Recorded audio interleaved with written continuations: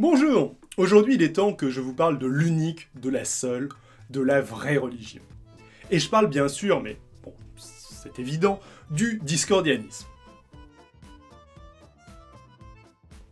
Bah, c'est la vénération d'Eris. Mais si, vous savez, Eris, la déesse grecque de la discorde, celle qui, furieuse de ne pas avoir été invitée aux noces de Thétis et Pelée, y jeta une pomme d'or, portant l'inscription Thécalistée, pour la plus belle, provoquant ainsi une guerre entre Héra, Aphrodite et Athéna, toutes persuadées que la pomme leur était destinée. Et pour la petite histoire, c'est finalement Aphrodite qui la récupéra en soudoyant le pauvre Paris chargé d'arbitrer la querelle. La déesse de l'amour lui offrit en échange de son vote la plus belle femme mortelle, la belle Hélène. Oui, Copé n'a rien inventé, les dieux grecs pratiquaient déjà l'achat de voix. Bref, tout ça provoqua au final la guerre de Troie, et nous laissa avec une sympathique expression, la fameuse pomme de discorde. Du coup, le discordianisme, la vénération d'Eris donc, est une religion apparue... Non, pas du tout. Au XXe siècle, aux États-Unis. Vous commencez à trouver ça suspect? Vous n'avez pas tort, le discordianisme est alternativement présenté comme une blague déguisée en religion, ou comme une religion déguisée en blague.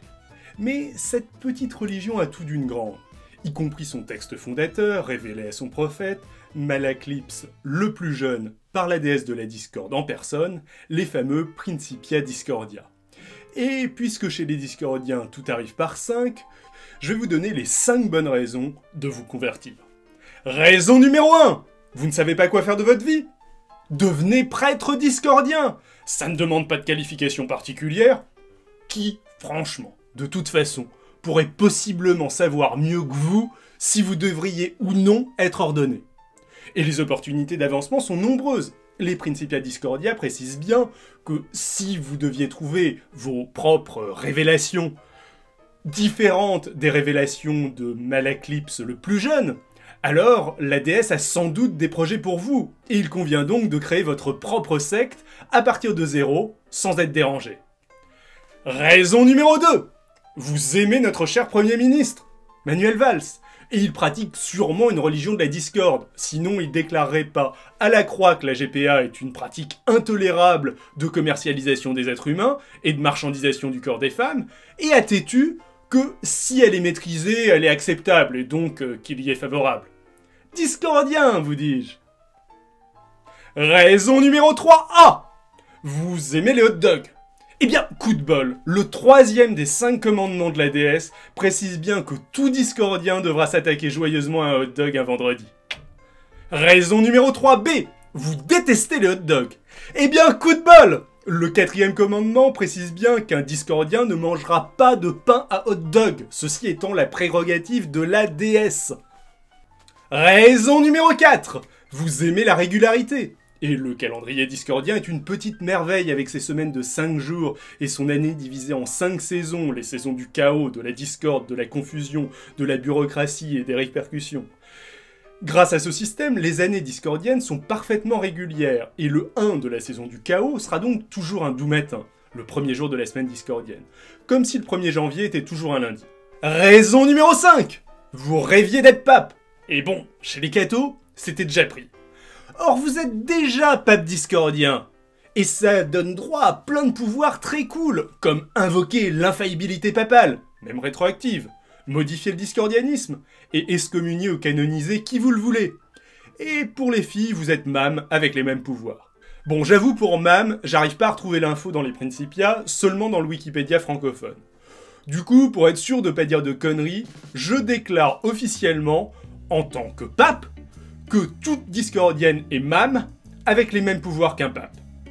Ah, j'allais oublier, si vous êtes un loup-garou, ça pose pas de problème. Les Principia précisent bien qu'ils ne pratiquent aucune forme de discrimination contre les loups-garous. Vous l'aurez compris, on peut ranger le discordianisme dans les religions parodiques, à côté du pastafarisme, sauf que le pastafarisme, ce serait une approche bourrine et directe de la religion parodique. En tant qu'athée, et ne crachant pas sur les critiques acerbes et directes de la religion, même quand elles sont un peu réductrices, ça me dérange pas, et j'aime beaucoup le Flying Spaghetti Monster. Mais le discordianisme est plus subtil et porte un message vachement plus complexe. Le ton des Principia oscille en permanence entre l'absurde, dont je vous ai donné quelques exemples, je pense, et les propos érudits, comme une explication du principe de l'entropie en physique, ou la défense d'une philosophie finalement assez construite. Le discordianisme est franchement relativiste, il nie l'existence d'une vérité objective, insiste sur le fait que toutes les religions, sciences, visions du monde ne sont que des grilles de lecture différentes intrinsèquement ni plus ni moins valables les unes que les autres. Il est aussi un chouïa constructiviste. Nos connaissances reposent sur notre perception du monde, mais nous ne pouvons pas savoir dans quelle mesure nos perceptions diffèrent de la réalité fondamentale du vrai qui lui nous est inaccessible, et s'inspire de philosophies zen et taoïstes. Vous savez, les aphorismes absurdes, souvent paradoxaux et rigolos, qui montrent plus ou moins que le monde est vide de sens. Quand un homme ordinaire atteint le savoir, il est sage, mais quand un sage atteint la compréhension, il est un homme ordinaire. Méditez là-dessus. Bon, pour parler franchement, je suis bien trop matérialiste athée pour adhérer pleinement à la vision du monde suggérée par les Principia. Je pense qu'il y a des connaissances qui sont plus vraies que d'autres, mais j'y reviendrai sûrement dans une autre vidéo. Pour moi, le discordianisme excelle surtout quand on ne sait plus du tout si l'on est dans la dérision ou l'information sérieuse. En lisant les Principia, vous vous direz peut-être « Putain, là, est-ce qu'on se fout de ma gueule? Le paragraphe d'avant, c'était une blague. Juste après, je connaissais le sujet, l'auteur était sérieux, il n'y avait pas de doute. Mais merde, là, le mec dont il parle, il a existé ou il vient de le sortir de son chapeau ?» Et cette frustration, cette envie d'aller vérifier l'information, fait de ce texte une incitation à l'esprit critique. C'est sûrement sa plus grande réussite, et ce n'est pas arrivé par hasard. Déjà, c'est bien résumé par le 5e commandement discordien. Mais le discordianisme a aussi été associé par ses créateurs à l'opération Mindfuck. L'idée, répandre de l'absurde et des fausses informations pour pousser les gens à remettre en question la société dans laquelle ils vivent, à briser le paradigme dominant. Et si vous doutez que de telles méthodes puissent être une initiation bénéfique à la pensée critique, demandez-vous combien de personnes ont appris à vérifier les sources d'un article vu sur internet par un enseignant, et combien l'ont appris après s'être fait avoir par des articles du Gorafi. La loi des 5, telle qu'elle est présentée dans les Principia, en est aussi une belle illustration. Cherchez des 5 partout, vous en verrez. Ce n'est pas pour autant qu'ils sont anormalement nombreux, c'est juste un biais cognitif, un biais d'attention. Ça marcherait tout aussi bien avec des 7 ou des 2. Sur ce premier épisode sur les mini-religions se termine. Lisez les Principia, il y a plein de choses rigolotes dedans, dont j'ai pas eu l'occasion de vous parler, comme un guide du parfait prosélyte discordien, un chainmail par lettre, qui m'a donné l'occasion d'apprendre que les premiers chainmail remontent au Moyen-Âge, un formulaire d'inscription où l'on vous demande la date d'hier, et où l'on vous propose de répondre à l'affirmation suivante. Ça, c'est cadeau, si vous pensiez que l'on pouvait pas influencer les réponses à un sondage par l'intitulé de la question, et plein d'autres trucs très fun. Il y a plein de traductions qui traînent, mais lisez-le de préférence en VO pour profiter des illustrations. Et souvenez-vous que tout ça a été écrit dans les années 50, bien avant Terry Pratchett ou Douglas Adams, et son fameux 42. D'ailleurs, 42, ça fait 4 plus 2, ça fait 6.